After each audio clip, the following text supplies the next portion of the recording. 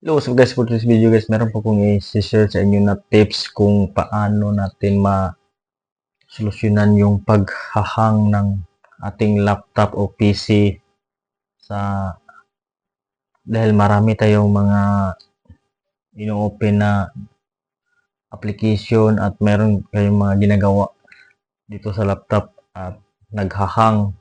So, kung paano natin maiwasan na hindi ma-delete yung mga importanteng bagay na ginagawa nyo, yung application yung naghahang, yung i-close natin or pwede natin itong hindi ma-close kung kumbaga hindi natin ma-delete yung files na importante na ginagawa natin. So, but before that, don't forget to like and subscribe to my channel para updated sa buong upload guys. So, proceed tayo guys.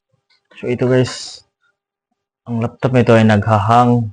So, hindi natin ito kasi maraming mga files na nagamit sa baba. So, kailangan natin ng solusyon kung paano hindi ma-delete yung ibang files. So, ito lang yung naghahang na dito sa downloads na inopen ko. So, ating solusyon yan guys. So, yung iba dito sa power off or on na button gamitin. So, kapag ito yung ginamit mo, automatic ma-close yan, mawala yung files dito sa baba. So, sa akin naman yung tips ko ay ito, Control Alt Delete. Ilong press mo lang yung Control Alt Delete. Yan, pag long press niyan, dito tayo mapunta sa lock, mayroong lock user, lock, switch user, sign out, change password, task manager. So, dito tayo sa task manager. Pupuntahan tayo sa task manager.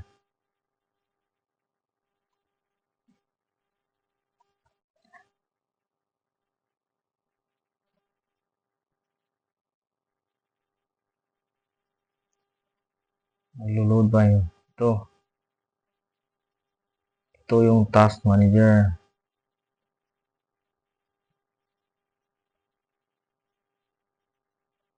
So, dito. Punta tayo dito sa task manager. At ito, ulitin natin yung Control Alt Delete. Pwede ka dito mag-in task dito. Halimbawa ito, CapCut. CapCut ba yung mo in task? Yung Microsoft Edge ba? Yung Windows Explorer ating so, ganyan lang, i-start. Automatic mawala na yung mawala na yung documents, mawala na. So, itong CapCut, in task natin CapCut. Yan. Magko-close na yan. In task natin yung CapCut. So, dalawa na lang natira. Responding. Sige, nag-close na. I-in-task mo lang yan. So, itong Microsoft Edge, pwede din.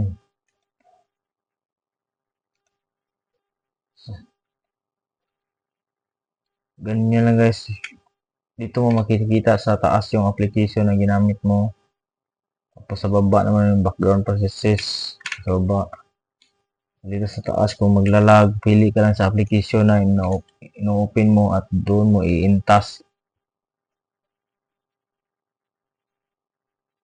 At kung gusto mo naman i-restart kapag naghahang, gusto mong i-restart, ganito lang yung gagawin mo. Control Alt Delete din. Control Alt Delete.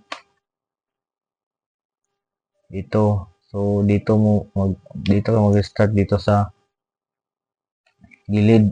Dito. May power button dito sa gilid. So, sleep, shutdown, restart. So, pwede ka dyan pwede mo sleep, pwede shutdown, pwede restart.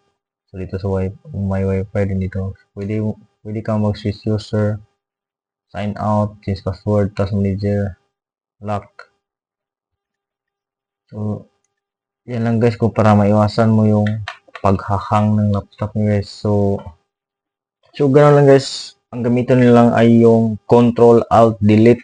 Ilong press nyo lang yung Control Alt, then i-click mo yung delete para mapunta ka sa Task Manager. So doon sa Task Manager makita mo yung dalawang yung mga application na ginamit mo, at kung saang application medyo naglalag, doon mo i-intask. Pwede mo rin hindi i-intask yun. Yung iba lang yung i-intask mo yung kasi yung naglalag yung importante. Pwede mo hindi i-intask yun, yung iba yung na-open mo yung i-intask mo para gumana ulit yung naghahang na ginamit mo na application. So yan lang guys, don't forget to like and subscribe to my channel para update sa buong upload guys. Thank you guys.